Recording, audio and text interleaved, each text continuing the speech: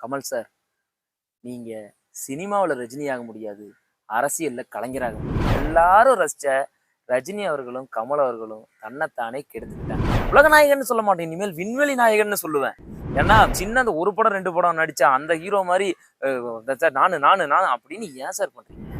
நாத்திகம் பேசுற கமலஹாசன் அவர்கள் இத்தனை வருஷமா ஆண்டவர் ஆண்டவர்ன்னு தன்னை எல்லாரும் சொல்லி புகழ் பாடுறத ரசிச்சாரே. அவங்கள மாரி நட்புக்கு ஒரு எடுத்துக்காட்டு இருக்க முடியுமா? அதெல்லாம் ஒரு வெங்காயம் கிடையாது. பயங்கர 2 பேத்துக்குள்ளயும் பயங்கர கோல்டு வார் இருக்கு.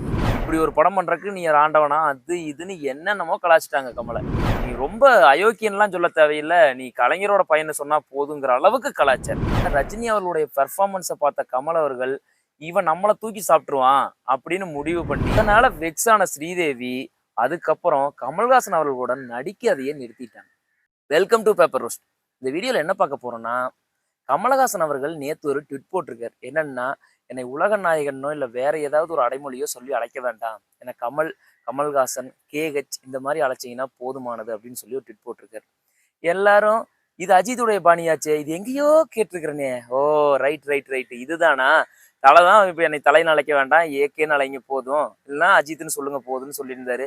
அவர் அப்படியே காப்பி அடிச்சிட்டிங்களான்னு சம்மந்தமே இல்லாம கமல்ஹாசன் அவர்கள் ட்வீட் போட்டதுக்கு அஜித்துடைய பேரு ட்விட்டர்ல ட்ரெண்டிங்ல இருக்கு. அந்த மாதிரி போய்கிட்டு இருக்கு. இதுல என்னடா நம்ம பார்க்க போறோம் அப்படின்னா, கமலஹாசன் அவர்கள் என்னைக்குமே ஒரு எப்படி சொல்ற ஒரு கிரெடிட் ஸ்டீலர் அப்படின்னு சொல்லலாம். அதாவது தான் மட்டுமே பேர் வாங்கணும்னு ஆசைப்படக்கூடியவர்.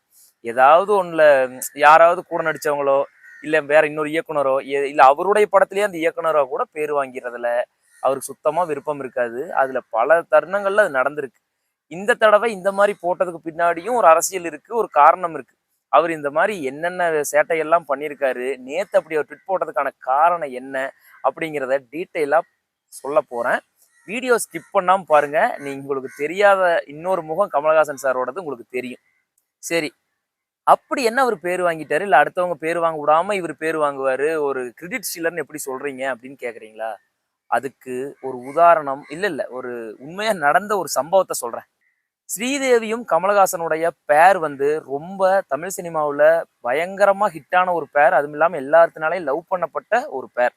அந்த பேர் ஒரு கட்டத்துக்கு மேல நடிக்கவே இல்ல. இத்தனைக்கும் கமலஹாசன் அவர்களும் ஸ்ரீதேவியும் பீக்ல இருந்தப்பவே 2 பேரும் சேர்ந்து நடிக்கல. அதுக்கு என்ன காரணம் தெரியுமா?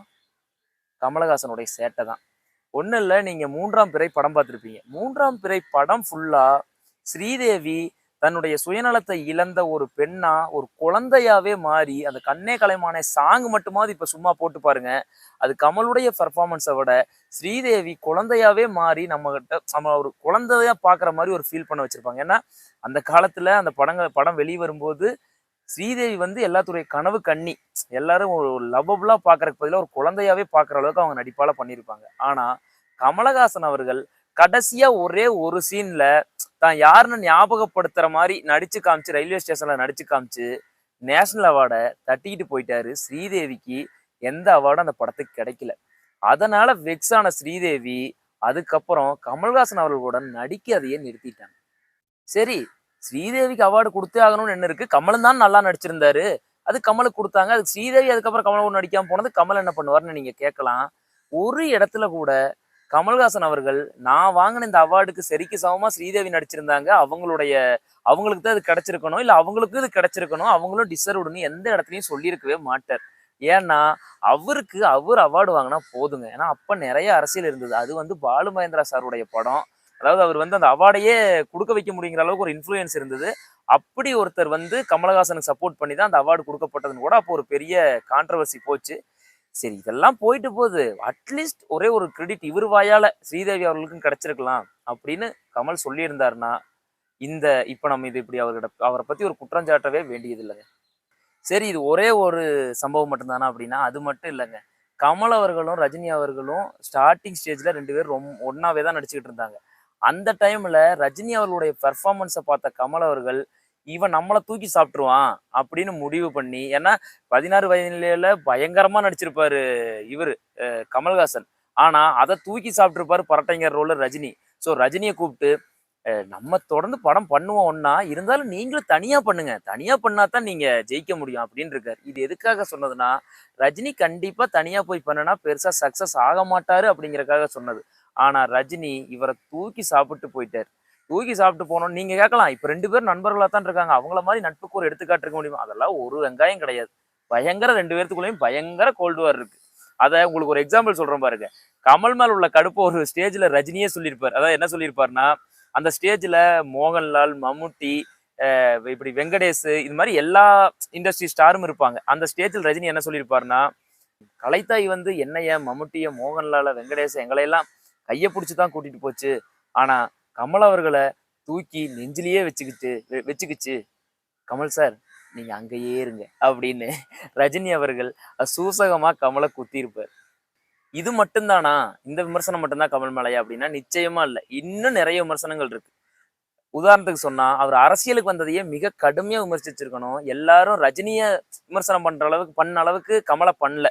அப்படியே ஜாலியா விட்டாங்க. ஆண்டவர் ஆண்டவர்ன்ட்டாங்க. ஆனா உண்மையா சொல்லணும்னா, ரஜினிய விட கமலத்தான் அதிகமா கலாய்ச்சிருக்கணும், கலாய்க்கப்பட்டிருக்கணும். இன்ஃபாக்ட் விஜயகாந்த் அவர்கள விட கமல் அவர்கள தான் பயங்கரமா கலாய்ச்சிருக்கணும். ஏன்னா, கமல் என்ன பண்ணாரு தெரியுங்களா? அரசியலுக்கு வரும்போது தன்னோட எதிரி திமுகங்கிற மாரி சொன்னார். குடும்ப அரசியல் அப்படின்னாரு.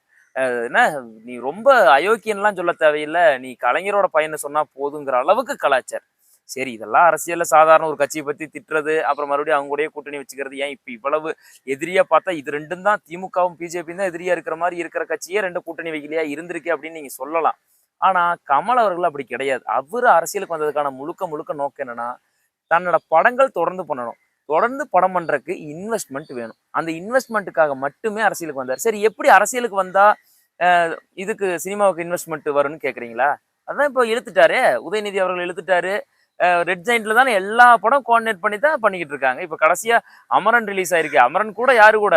இவர் மட்டுமே தனி புரொடக்ஷன்லாம் கிடையாது. உதயநிதி சாரோட இது ரெட் ஜெயண்ட் கூட ஒண்ணா சேர்ந்து தானே படம் பண்ணிக்கிட்டு இருக்காரு. அவருக்கு தேவை இன்வெஸ்ட்மென்ட்டுங்க. அதே மாரி தான் இப்ப அவரு ஒரு ஸ்டண்ட் பண்ணியிருக்காரு. என்ன ஸ்டண்ட்னா, என்னைய கமலஹாசன், கமல்னு மட்டும் கூப்பிடுங்க. கேஹெச்ன்னு கூட கூப்பிடுங்க. ஆனா தயவு செஞ்சு இனிமேல் அதாவது மரியாதையா சொல்லிக்கிறேன். வேண்டாம். என்னை உலக நாயகன் அந்த மாரி எல்லாம் அடைமொழி சொல்லி அழைக்க வேண்டாம் அப்படின்னு இருக்காரு. இது எதுக்காக சொல்லியிருப்பாருன்னா, இந்தியன் 2ல கடுமையா விமர்சிக்கப்பட்டார் கமல்ஹாசன் அவர்கள். இப்படி ஒரு படம் பண்றதுக்கு நீ ஆண்டவனா? அது இதுன்னு என்னென்னமோ கலாய்ச்சுட்டாங்க கமல.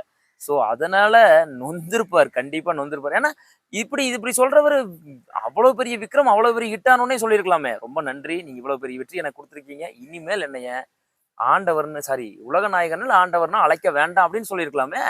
அவ்வளவு ஏங்க நாத்தியம் பேசுற கமலஹாசன் அவர்கள் இத்தனை வருஷமா ஆண்டவர் ஆண்டவர்னு தன்னை எல்லாரும் சொல்லி புகழ் பாடுறத ரசிச்சாரே. நீங்க நேத்து அவரு ட்விட் போட்டோன்னையும் ரோபோ சங்கர் ஒரு பேட்டி கொடுத்தாரு தந்தியில. அதை நீங்க எல்லாரும் பார்த்திருப்பீங்க. உலக நாயகன்னு சொல்ல மாட்டேன். இனிமேல் விண்வெளி நாயகன்னு சொல்லுவேன். ஏன்னா அவருக்கு இன்னும் என்னென்ன பேர் இருக்கோ அதெல்லாம் சொல்லுவேன். அவர் உலக நாயகன் மட்டுமல்ல விண்வெளி நாயகன்னு நீ அடுத்த போஸ்ட் அடிக்க போறேன்னு ரோபோ சங்கர் வந்து ஒரு சேட்டை பண்ணாரு பாருங்க. அந்த சேட்டையை ரசிக்கக்கூடியவர் கமல். உலகநாயகன்னு என்னை சொல்லாதேன்னா சொல்லுன்னு அர்த்தம். என்னை பத்தி பேசுன்னு அர்த்தம். உலகநாயகனோட இன்னும் பெரிய ஏதாவது பட்டத்தை தூக்கி எனக்கு கொடுங்கடான்னு அர்த்தம். இப்படி ஆல்வேஸ் ஒரு எப்படி சொல்றது? தன்னை வந்து ஒரு சார் நீங்க ஹீரோ தான் சார். படத்துல ஆல்ரெடி நீங்க ஹீரோ செம்ம டேலண்டடான artist. One of the greatest in Indian cinema. அதெல்லாமே நான் மறுக்கல. ஆனா அப்படி இருக்கிற நீங்க கொஞ்சமாவது அந்த டிக்னிட்டியோட நடந்துக்க வேணாமா? ஒரு சின்ன அந்த ஒரு படம் 2 படம் நடிச்சா அந்த ஹீரோ மாதிரி சார் நானு நானு நான் அப்படின்னு ஏன் சார் பண்றீங்க? 90ஸ் ஹிட்ஸ் ரொம்ப ரசிச்சேன். ஏன் அவ்வளவு ஏன் 70ஸ் ஹிட்ஸ், 80ஸ் ஹிட்ஸ், 90ஸ் ஹிட்ஸ் இப்ப இருக்கிற ஹிட்ஸ் வரைக்கும் 2K ஹிட்ஸ் வரைக்கும் எல்லாரும் ரசிச்ச ரஜினி அவர்களும், கமல் அவர்களும் தன்னைத்தானே கெடுத்துக்கிட்டாங்க. கமல் அவர்கள் இந்த மாரி ஒரு மாரி எப்படி சொல்றது? எல்லாமே நான் தான்னு ஒரு பக்கம் திரியிறாருன்னா, இவரு எந்த இடத்துல முடிக்கணும்னு தெரியாம ரஜினி அவர்கள் பண்ற சேட்டை அவருடைய உடம்பையும் வருத்திக்கிட்டு நம்மளே ரொம்ப வருத்தப்பட வைக்கிறாரு. ரொம்ப டார்ச்சர் பண்றாரு. ஆக மொத்தத்துல இந்த வீடியோல என்ன சொல்ல வர்றேன்னா, கமல் சார் நீங்க சினிமாவுல ரஜினி ஆக முடியாது. அரசியல்ல கலைஞராக முடியாது. வரட்டா? இந்த வீடியோ புடிச்சிருந்தா, புடிக்கலனாலும் சப்ஸ்கிரைப் பண்ணிருங்க, ஷேர் பண்ணிருங்க, லைக் பண்ணிருங்க, கமெண்ட் பண்ணிருங்க. எல்லா வீடியோலயும் சொல்றதுதான். இந்த SSLCய மறக்காம பண்ணிட்டீங்கன்னா, உங்களுக்கு நல்லது. உங்களுக்கு நல்லதா என்னமோ எனக்கு நல்லது. வரட்டா?